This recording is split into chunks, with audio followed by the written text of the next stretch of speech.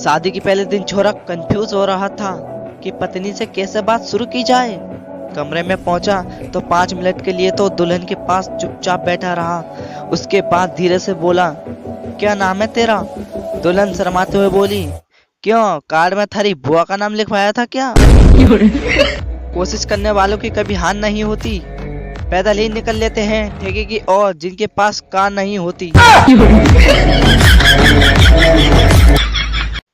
Vote डालने गए एक शराबी ने वोटिंग मशीन के सामने सोचने में 10 मिनट लगा दिए तो पोलिंग अफसर ने पूछा, मशीन में कोई समस्या है क्या?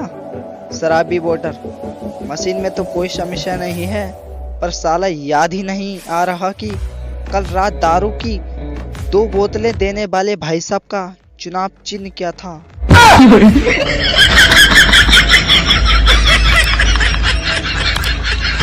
घर में जब खुद की शादी की चर्चा होती है तो लगता है जैसे इलेक्शन का टिकट मिल गया हो।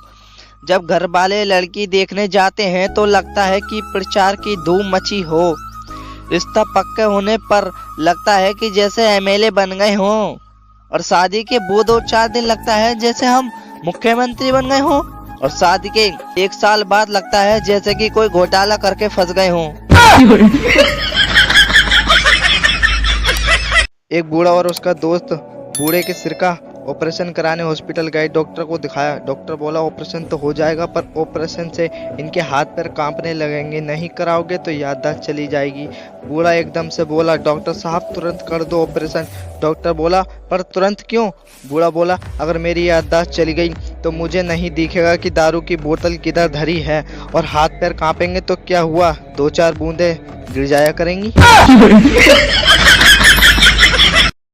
के फेल होने के बाद हमें घर से फेंका जाएगा, के फेल होने के बाद हमें घर से फेंका जाएगा, और एग्जाम के 1 रात पहले हर स्टूडेंट यही सोचता है।